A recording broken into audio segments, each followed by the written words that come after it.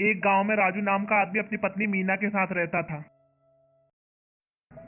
उसकी एक समोसे की दुकान थी जिस पर वह समोसे बेचता था। राजू और राजू की पत्नी मिलकर घर पर समोसे बनाते थे, फिर उन समोसों को दुकान पर मिलकर बेचा करते थे। राजू बहुत स्वादिष्ट समोसे बनाता था, जिसके कारण उसकी दुकान पर बहुत भीड़ होती थी। एक दिन दुकान पर बैठे बैठे राजू के मन में लालच आया। क्यों ना मैं समोसे बनाने में कम दाम वाला खुला तेल प्रयोग करूं, इससे मुझे मुनाफा भी अधिक होगा। अगले दिन राजू बाजार से खुला तेल समोसे तलने के लिए ले आता है। अब जब भी उसके आलू बच जाते हैं, वह अगले दिन भी उन्हीं आलू के समोसे बनाकर बेचने लगता था। एक दिन राजू की दुकान पर गांव के कुछ बच्चे समोसे खाने आते हैं।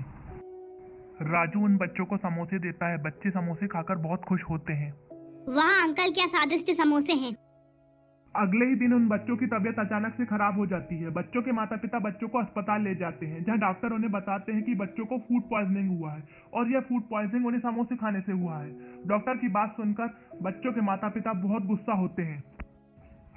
इस राजू की शिकायत तो खाद्य विभाग में करनी ही पड़ेगी। ना जाने इसने समोसे में क्या मिलावट की है जिससे हमारे बच्चों को फूड पॉइजनिंग हुआ है।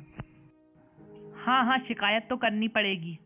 सभी आपस में बात करते हैं। अगले ही दिन सारे बच्चों के माता पिता खाद्य विभाग के ऑफिस में जाते हैं और राजू की शिकायत करते हैं। सर, हमारे गांव में एक राजू नाम का आदमी है जिसकी समोसे की दुकान है। उसकी समोसे खाने से हमारे बच्चों को फूड पॉइजनिंग हो गया है। आप उसकी दुकान पर जाकर उसकी समोसे की जांच कीजिए। ठीक है, मैं कल उसकी दुकान पर आता हूँ और समोसों की जांच करता हूँ। अगले ही दिन खाद्य विभाग से फूड इंस्पेक्टर राजू की दुकान पर आता है। फूड इंस्पेक्टर राजू से कहता है, क्या तुम ही राजू हो जो समोसे बेचते हो?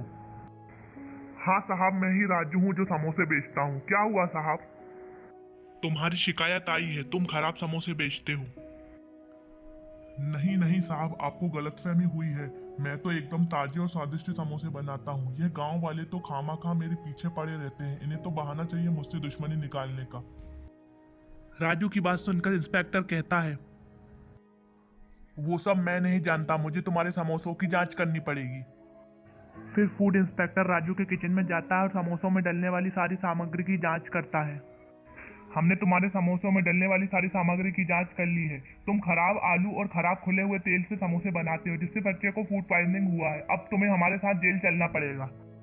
नहीं नहीं साहब, मैंने कोई खुले तेल और खराब आलू से समोसे नहीं बनाए हैं। बातें बनाना बंद करो और जेल जाने के लिए तैयार हो जाओ।